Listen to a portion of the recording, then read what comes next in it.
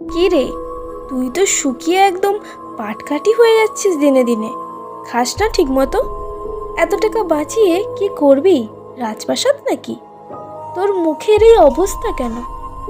এত ব্রণ! দেখলেই তো কেমন যেন লাগে। রাতে ঘুমাস না? খাস তো সেই বাপের হোটেলে। তবে এত চিন্তা করছিস কি নিয়ে? আগের পরীক্ষায় ভালো করে সেই লাভ হলো কি যদি ফাইনাল রেজাল্টটা ভালো করতে না পারিস? মনের মধ্যে কি ঘোরে এত? দেখে নিস তোর ভবিষ্যৎ অন্ধকার। বয়স তো কম হলো না, বিয়ে শাদী কি করা লাগবে না? পুরো বয়সে কে করবে বিয়ে? তোর কপালে দুঃখ আছে রে।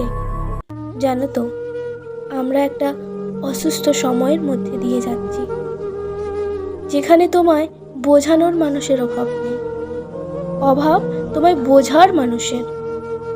এখানে কেউ আগে পিছে না দেখে, কোনো কিছু না ভেবে, মুখে যা আসে তাই বলে দেয় অনায়াসে। একবারও ভাবে না তার মুখের বলেই কারো কারোর বুকে গুলি হয়ে লাগতে পারে।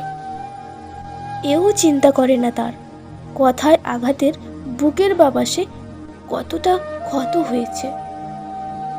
এখানে অনায়াসে বলে দেওয়া হয় সব কিছু, ত্রুটির আর যেন কোনো শেষ নেই। মানুষটা হঠাৎই শুকিয়ে যাচ্ছে, এর পিছনে নিশ্চয়ই কোনো কারণ আছে, আর সেটা অবশ্যই যৌক্তিক।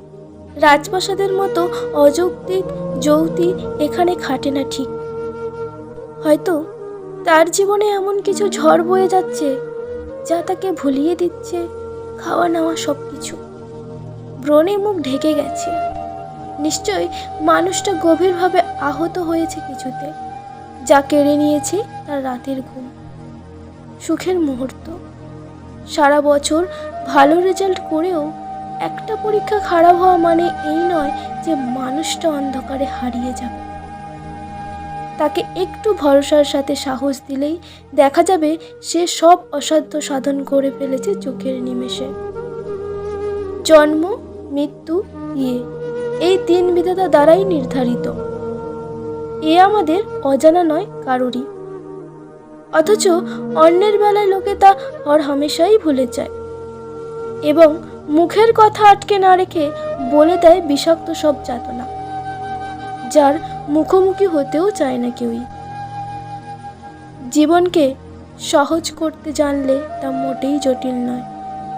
শুধু দরকার পড়ে আমরা যাদের আনাগোনা টের পাই তাদের ভালো হওয়া, কেননা তাদের ভালো হওয়াতে বিদ্যমান আমাদের ভালো থাকা।